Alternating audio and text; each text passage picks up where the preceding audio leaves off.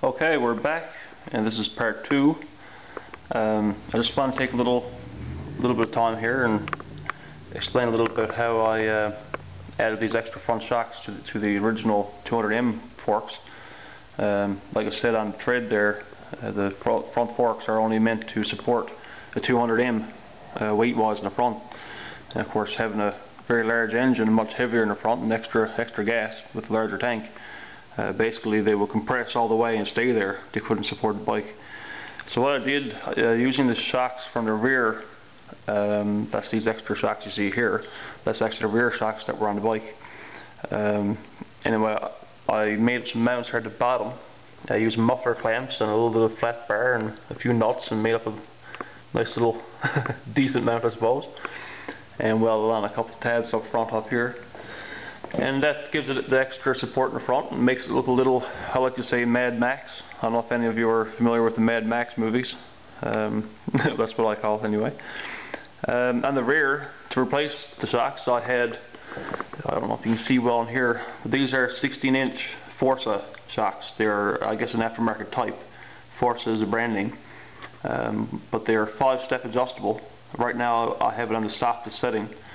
But they seem to have plenty of spring rate to carry 2 people, of course, and I'm also going to add a rack on the rear to carry some luggage. So it'll definitely have enough suspension in the rear. The travel is about between 6 and 7 inches of travel, which is pretty good. The mufflers I did make myself. As I mentioned in the thread as well, I was going to make some tractor style mufflers, and it's basically a 2-inch piece of stainless pipe with the inner pipe drilled full of holes and a little baffle about halfway down. Still a bit noisy, but they take the sharpness off it and the annoying cracks pretty well. I'm probably going to add this exhaust later on and actually run tailpipes from here behind the fenders up over the wheel, and probably have an extra silencer at the rear coming out here and put some stainless tips on. So the exhaust isn't really quite finished, but for now it'll be okay.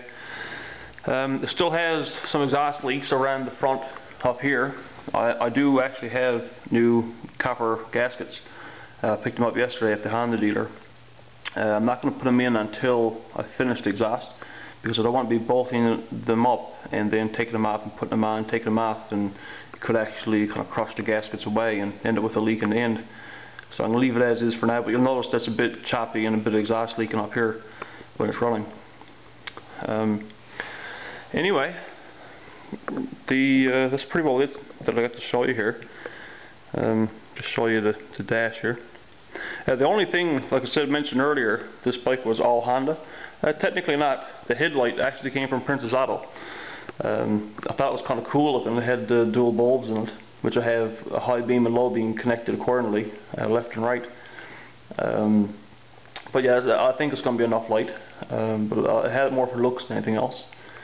It looks pretty good, I think. A little different.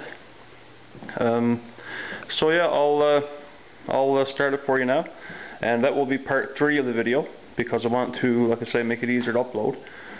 It has 25 by 13 by 9 tires on the rear and 25 by 12 by 9 tire on the front. So it's the big regular balloon tires that the 200 ATCs had. But anyway, the next part will be part 3, and I will start it for you. Okay, see you then.